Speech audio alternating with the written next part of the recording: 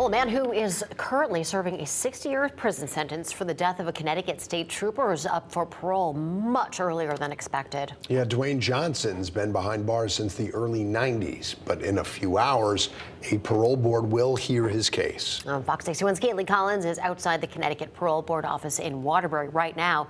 She's going to explain why an early release is even on the table. Kaylee.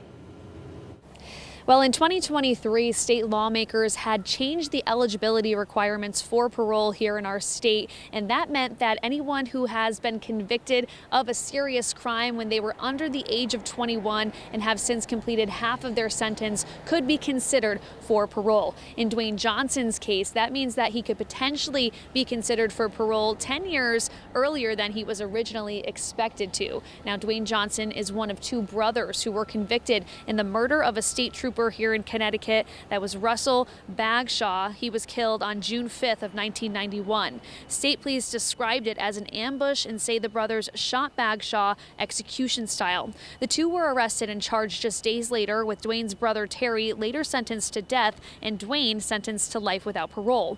Both of those sentences ended up being changed on appeal years later. Terry's to life without parole and Duane's to life with the possibility of parole.